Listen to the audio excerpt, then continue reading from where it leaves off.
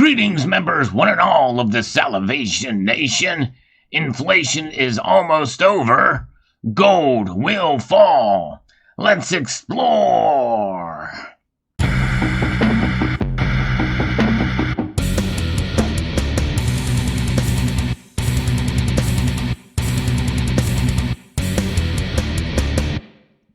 Now you may be thinking to yourself, are you crazy?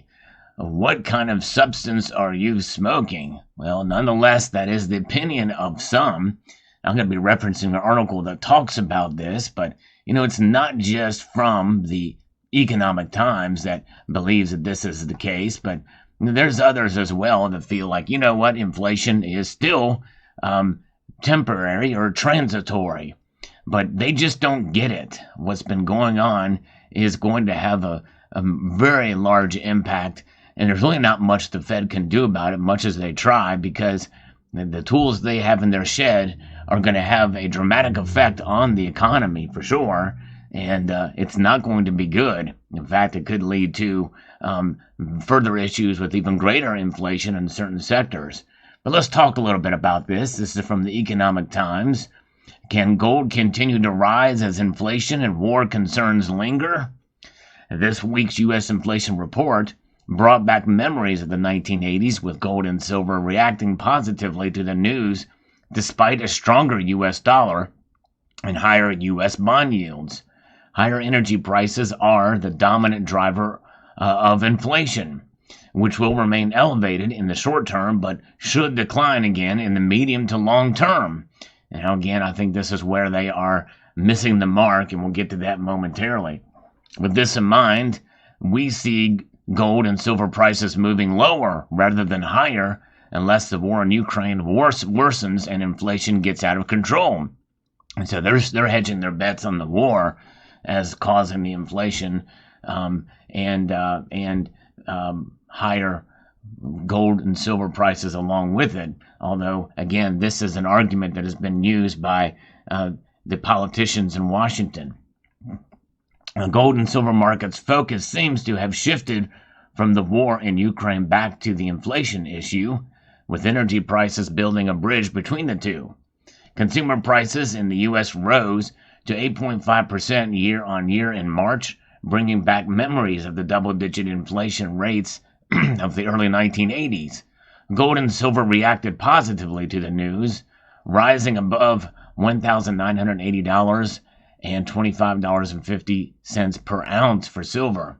What makes the move even more noteworthy is the fact that both the U.S. dollar and real U.S. bond yields also gained ground on the news, reaching multi-month highs.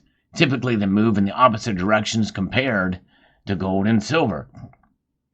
Of course, that was in the 1980s. And we had a lot less debt back then, and the debt to GDP ratio was different back then as well, too. While gold and silver have a reputation as inflation hedges, the relation has historically not been straightforward. Instead of tracking inflation one-to-one, gold and silver have rather reacted to a high degree of inflation uncertainty, which we do have at the moment. And that kind of counters their argument that inflation is about to calm down a bit or be over, almost over. It's crazy. While generally moving much more closely with real bond yields. Also, the dollar index is also a huge driver of gold and silver prices in the short term, in spite of inflation. And I think that's something that is missing, that they're missing the mark in this article as well. So their take on U.S. inflation is that the numbers have been pushed up primarily by energy prices. Well, you can use that argument to a point, but the same thing, but I'll have another argument against it here momentarily. I'll continue the thought.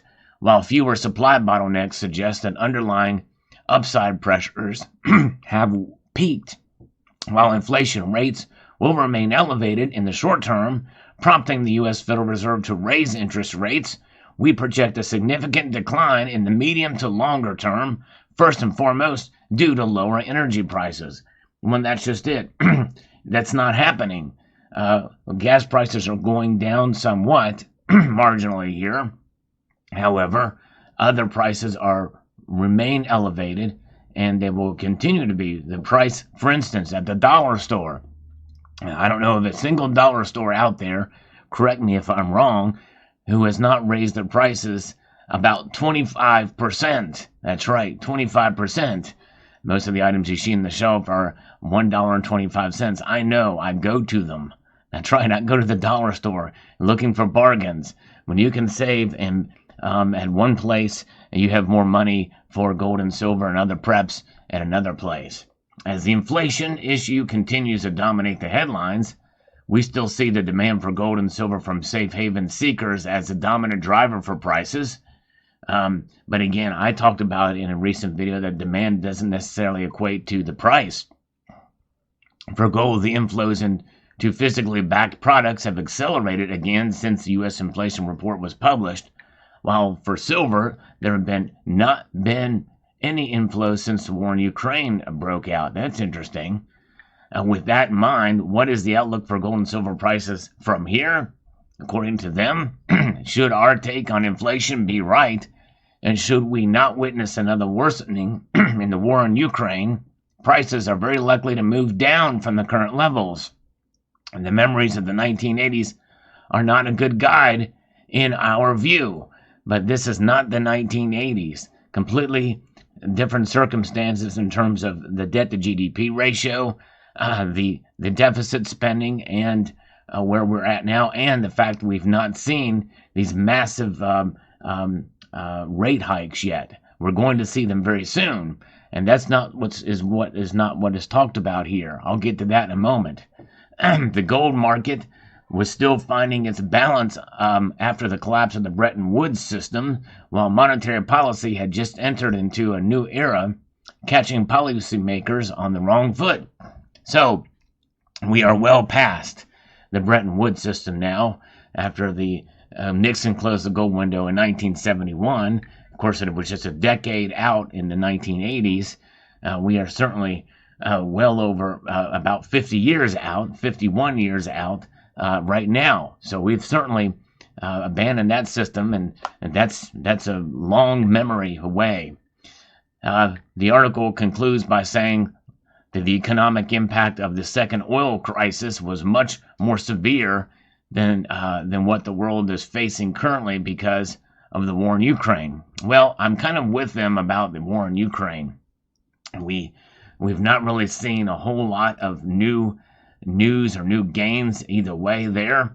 We're kind of settled into the reality of what it is for now. It will wage on.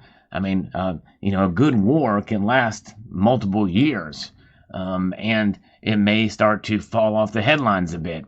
But regardless, inflation is not going anywhere but up at this point.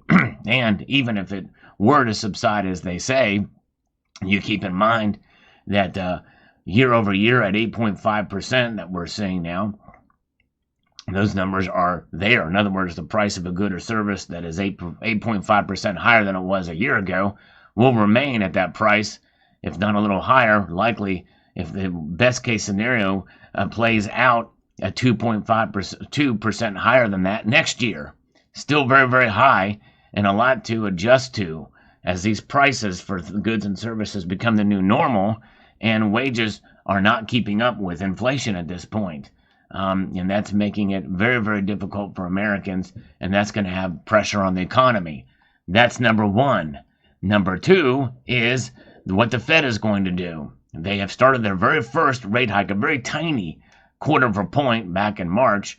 We're coming up on the second meeting, where many feel that they will likely raise it a half point. That means mortgages are trading now and getting close to the 5.25 point range on the average mortgage. That is going to stifle buying for homes, which are already very, very high price at this point, and people are inclined not to be able to afford the home that they would have liked to 2 years ago with the very low interest rates. And I think that you're going to see the housing market start to fall fairly dramatically as interest rates climb up, along with the very increased reassessments that we are seeing in the home market.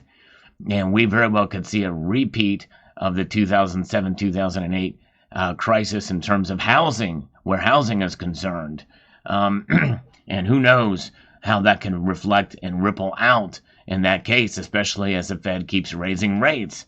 Of course, what happens then, there's not much room for the Fed to move, because if it raise rates even more, then any loans that you get are going to have a very high rate, and people are less likely to get those loans, which means there's going to be less money flowing around in terms of building businesses and capital, and expansion and home renovations and that type of thing, or for anything, any reason for a loan, including an auto loan, including the auto sector. And then you're going to see a stifling of the economy, and with inflation increasing because of the monetary supply increasing, well, some of that flow stops, and then what's going to happen? Well, then you're talking about stagflation, folks. Stagflation is a real threat that could lead to a severe recession, or maybe even a depression, which some have been predicting for quite a while. Of course, should we entertain that possibility? I don't know. All of that, though, no matter what, and no matter what level of what I've just talked about, is going to mean higher gold prices. Now, there will be ups and downs throughout, and I think we will see some of that in the interim, as far as where that goes, because in the short term, and maybe even in the medium term, it just depends on the strength of the dollar. And the strength of the dollar is likely not to wane a whole lot, because it's the best of all the other currencies out there. And that is something that is lost on many people, because the dollar is the strongest currency and the most utilized, and it's not going to change anytime soon. The dollar is strong, folks. Even though it is losing value year by year, it is strong and is not going anywhere. And they are going to likely reset it again, and they're going to reset it to try to keep its dominance in the world. When they do that, that is something that you have to consider as well, too.